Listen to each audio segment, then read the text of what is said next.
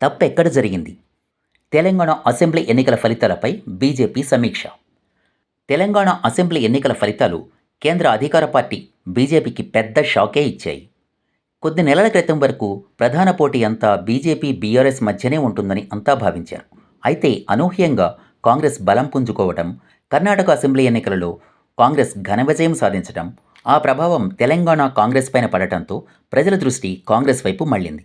దీంతో ప్రధాన పోటీ అంతా బీఆర్ఎస్, కాంగ్రెస్ మధ్యనే అన్నట్లుగా సాగింది. దీంతో బీజేపీ ఈ ఎన్నికల్లో ఘోర పరాజయాన్ని చవిచూడాల్సి వచ్చింది. బీజేపీ అగ్రనేతలంతా తెలంగాణలో ప్రచారం నిర్వహించినా ఫలితం మాత్రం కనిపించలేదు. దీంతో అసలు తప్పు ఎక్కడ జరిగింది, ఎందుకు ఓటమి చెందాం వంటి విషయాలపై పార్టీ సమీక్ష చేపట్టింది.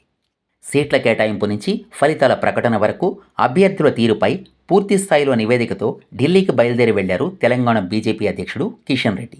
దీంతో ఈ నివేదికను పూర్తి స్థాయిలో పరిశీలించి బీజేపీ అధిష్టానం కీలక నిర్ణయం తీసుకోనున్నట్లు సమాచారం. తెలంగాణ అసెంబ్లీ ఎన్నికల్లో బీజేపీకి 8 స్థానాలు దక్కాయి. 14% ఓట్లను సాధించింది. అయితే సీట్లు చాలా తక్కువగా రావడం, గత 3 ఏళ్లు బీజేపీ పెద్ద ఎత్తున పోరాటాలు చేపట్టినా ప్రజల్లోకి వెళ్ళినా ఎందుకు బలపడలేకపోయింది, ఇన్ని తక్కువ సీట్లు ఎందుకు వచ్చాయి అనే అంశాలపైన అంతర్గతంగా పార్టీ నేతల మధ్య చర్చ జరుగుతోంది. ఇప్పటికే పార్టీ వైఫల్యాలపై కిషన్ రెడ్డి పూర్తి స్థాయిలో నివేదికను రూపొందించారు. ఢిల్లీకి వెళ్లిన కిషన్ రెడ్డి ఆ నివేదికను బీజేపీ జాతీయ అధ్యక్షుడు జేపీ నడ్డా, కేంద్ర హోంమంత్రి అమిత్ షాకు సమర్పించనున్నారు. అయితే కిషన్ రెడ్డి తీసుకువెళ్లిన రిపోర్ట్లో ఏముంది, ఎవరెవరిపై ఎలాంటి ఫిర్యాదులు చేశారనే విషయంపై ఆసక్తి నెలకొంది. అయితే కిషన్ రెడ్డి రిపోర్ట్లోని అంశాలను కాసేపు పక్కన పెడితే, తెలంగాణ అసెంబ్లీ ఎన్నికలలో బీజేపీ వైఫల్యానికి కారణాలు వేరే ఉన్నాయి అంటున్నారు రాజకీయ విశ్లేషకులు. ఇక్కడ బీజేపీ నేతలంతా గమనించవలసిన ముఖ్య విషయం ఒకటి ఉంది. తెలంగాణ అసెంబ్లీ ఎన్నికల్లో బీజేపీ ఇంత దారుణమైన ఫలితాన్ని చవిచూడాల్సి రావడానికి గల ముఖ్య కారణాలలో ఒకటి, బీజేపీ, బీఆర్ఎస్ ఒకటేనని, బీజేపీకి ఓటు వేస్తే అది బీఆర్ఎస్కు వేసినట్లేనని కాంగ్రెస్ చేసిన ప్రచారం. కాంగ్రెస్ చేసిన ఈ ప్రచారానికి బలమైన ఆధారాలు కూడా ఉన్నాయి.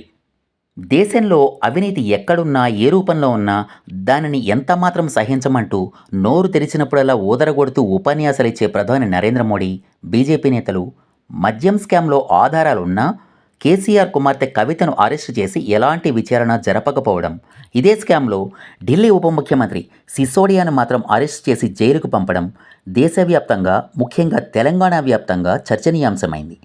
ఎన్నికలకు ముందు 2-3 నెలల సమయంలో మాత్రం ఈ మద్యం స్కామ్లో కవిత పాత్ర ఉందని, ఆమె 100 కోట్ల అవినీతికి పాల్పడ్డారని, ఆమె అరెస్టు తప్పదంటూ బీజేపీ నేతలు ఊదరగొట్టారు. ఎక్కడలేని హడావుడి ప్రదర్శించారు. రేపో మాపో ఆమె అరెస్టు ఖాయమంటూ తెలంగాణ ప్రజల ముందు ఆసక్తికరమైన టీజర్లు, ట్రైలర్లు విడుదల చేశారు. తీరా అసలు సమయం వచ్చేసరికి ఆమెకు నామకే వాస్తేగా నోటీసులు ఇచ్చి విచారణకు హాజరయ్యేందుకు ఆమెకు అడిగినంత సమయం ఇచ్చారు. ఈ ప్రక్రియను ఎన్నికల వరకు సాగదీశారు. చివరికి ఆమె అరెస్టు వ్యవహారాన్ని అటకెక్కించేశారు. సరిగ్గా ఇదే బీజేపీ, బీఆర్ఎస్ల మధ్య లోపాయికారి ఒప్పందం ఉందని, అందుకే దర్యాప్తు సంస్థలు కవిత జోలికి వెళ్లడం లేదన్న విమర్శలు, అనుమానాలకు ఈ వ్యవహారం కొండంత ఆధారమై నిలిచింది. ఇంతేకాక బీఆర్ఎస్ పార్టీపై, ప్రధానంగా కేసీఆర్ కుటుంబ సభ్యులపై వరుసగా అవినీతి ఆరోపణలు చేస్తూ, కేసీఆర్ను ఉక్కిరిబిక్కిరి చేస్తూ తెలంగాణలో బీజేపీని బలోపేతం చేస్తున్న బండి సంజయ్ను పార్టీ అధ్యక్ష పదవి నుంచి తప్పించడం ఇందుకు మరింత బలాన్ని చేకూర్చింది. ఇది కూడా బీఆర్ఎస్ వర్కింగ్ ప్రెసిడెంట్, తెలంగాణ మంత్రి శ్రీ కేటీఆర్ ఢిల్లీ వెళ్లి హోంమంత్రి అమిత్ షాను కలిసిన తర్వాత జరగడం, బీజేపీ, బీఆర్ఎస్ల మధ్య రహస్య దోస్తీ ఉందనే అంశం సాధారణ ప్రజల్లోకి బలంగా వెళ్ళిపోయింది. బీజేపీకి రాజకీయంగా తీరని నష్టాన్ని కలిగించింది. అంతేకాకుండా ఇటీవల ఎన్నికల్లో బీజేపీకి సరైన ప్రచార ఎజెండా అంటూ ఒకటి లేకపోవడం కూడా బీజేపీకి తక్కువ సీట్లు రావడానికి ఓ ముఖ్య కారణం.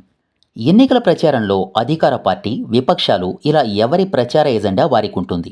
అధికార పార్టీ తాము చేసిన అభివృద్ధి, సంక్షేమ కార్యక్రమాలను ప్రజలకు వివరించి, మళ్లీ అధికారం ఇస్తే ఇంతకంటే మంచి పాలన అందిస్తామని ప్రచారం చేసి ప్రజలను ఓట్లు వేయమని కోరుతుంది. అదేవిధంగా ప్రతిపక్షాలు ప్రభుత్వం చేపట్టిన అభివృద్ధి, సంక్షేమ కార్యక్రమాల్లోని అవినీతిని, నిర్లక్ష్యాన్ని, అమలులోని లోపాలను ఎత్తిచూపుతూ ప్రభుత్వ వ్యతిరేకతను పెంచి జనం ఓట్లను తమకు రాబట్టుకునేందుకు ప్రయత్నిస్తూ ప్రచారం చేస్తుంది. ఇదే విధంగా తెలంగాణ ఎన్నికల్లో అధికార బీఆర్ఎస్ తమ ప్రభుత్వం చేసిన అభివృద్ధి సంక్షేమం గురించి ప్రచారం చేసింది. ముఖ్యంగా రాష్ట్రంలో నిరంతరంగా కరెంటు సరఫరా చేస్తున్నామని, దళితుల కోసం, రైతుల కోసం, మహిళల కోసం తాము అమలు చేసిన రైతు బంధు, దళిత బంధు, కళ్యాణ లక్ష్మి, కేసీఆర్ కిట్ వంటి పథకాలను, కాళేశ్వరం వంటి ప్రాజెక్టులను గురించి బీఆర్ఎస్ ప్రచారం చేసుకుని ఓట్లు అభ్యర్థించింది. అదేవిధంగా కాంగ్రెస్ ఈ పథకాల అమలులోని లోపాలను, డొల్లతనాన్ని ప్రచారం చేసింది. దళిత బంధు, రైతు బంధు పథకాలు, దళితులకు 3 ఎకరాల భూమి వంటి పథకాల అమలు పేరు గొప్ప, ఊరు దిబ్బ చందంగా ఉందని, ఈ పథకాలు పొందిన లబ్ధిదారుల సంఖ్య అతి తక్కువ అని, దరఖాస్తు చేసుకున్న అనేక మంది అర్హులైన అభ్యర్థులకు వాటిని అందకుండా చేశారని, బీఆర్ఎస్ నేతల అవినీతే ఇందుకు ముఖ్య కారణమని కాంగ్రెస్ ప్రచారం చేసింది. ముఖ్యంగా కాళేశ్వరం ప్రాజెక్టు నిర్మాణాంశంలో అవినీతి జరిగిందని, కమిషన్ల కోసమే ప్రాజెక్టు నిర్మాణ వ్యయాన్ని అంచనాలకు మించి అనూహ్యంగా పెంచేశారని, అధికార బీఆర్ఎస్ పార్టీ అంతులేని అవినీతికి పాల్పడిందని కాంగ్రెస్ ప్రచారం చేసింది. ప్రధానంగా బీఆర్ఎస్ ప్రభుత్వం ప్రవేశపెట్టిన ధరణి పోర్టల్కు వ్యతిరేకంగా కాంగ్రెస్ పెద్ద ఎత్తున ప్రచారం చేపట్టింది. ఇలా బీఆర్ఎస్, కాంగ్రెస్లకు నిర్దిష్టమైన ప్రచార ఎజెండా ఉండగా బీజేపీకి మాత్రం అది కొరవడింది. తెలంగాణలో బీజేపీ అధికారంలోకి వస్తోంది, తెలంగాణ ప్రతిష్టను పెంచగలిగేది ఒక్క బీజేపీయే అనే నినాదాలే తప్ప నిర్దిష్టమైన అంశాలపై బీజేపీ ప్రచారం సాగలేదు. బీఆర్ఎస్కు దళిత బంధు, రైతు బంధు, రైతు బీమా, నిరంతర కరెంటు సరఫరా వంటి ప్రచారాంశాలు, కాంగ్రెస్కు 6 గ్యారంటీల అమలు, ధరణి పోర్టల్ రద్దు, తెలంగాణ అమరులకు న్యాయం చేయడం వంటి ప్రచారాంశాలున్నాయి. అయితే బీజేపీకి నిర్దిష్టమైన ప్రచారాంశాలు కరువయ్యాయి.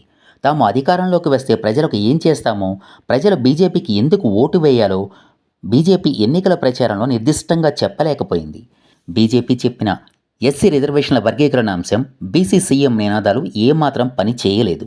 దీనికి తోడు బీఆర్ఎస్, బీజేపీలు ఒక్కటేనంటూ కాంగ్రెస్ చేసిన ప్రచారం ప్రజల్లోకి బలంగా వెళ్లటం కూడా ఈ ఎన్నికల్లో బీజేపీ దారుణ పరాజయానికి ముఖ్య కారణాలు.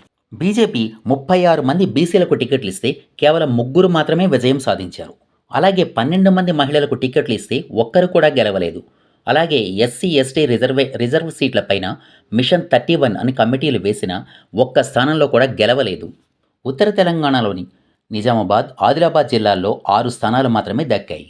గ్రేటర్ హైదరాబాద్లో బీజేపీకి 48 మంది కార్పొరేటర్లు, టీచర్ ఎమ్మెల్సీలు ఉన్నా వారి సేవలను వినియోగించుకోవడంలో పార్టీ విఫలమైందనే విమర్శలు వ్యక్తమవుతున్నాయి. బీజేపీ పరిధిలో కేవలం గోషామహల్లో మాత్రమే బీజేపీ అభ్యర్థి రాజాసింగ్ విజయం సాధించారు. ఇక కరీంనగర్, హుజూరాబాద్, కోరుట్ల, బోధ్ అసెంబ్లీ నియోజకవర్గాల్లో ఖచ్చితంగా బీజేపీ అభ్యర్థులు గెలుస్తారని ఆ పార్టీ అంచనా వేసింది. కానీ ఆ స్థానాల్లో పార్టీ రాష్ట్ర నేతలు, ఎంపీలు పోటీ చేసినా ఓటమి ఎదురవడంతో బీజేపీ డీలా పడింది. ప్రస్తుతం కిషన్ రెడ్డి దీనిపై పూర్తి స్థాయిలో నివేదిక తయారు చేయడంతో దీనిపై అధిష్టానం ఏం చర్యలు తీసుకుంటుంది, రాబోయే రోజుల్లో తెలంగాణలో బీజేపీని ఏ విధంగా బలోపేతం చేస్తుందనే అంశంపై పార్టీ నేతల్లో ఉత్కంఠ నెలకొంది.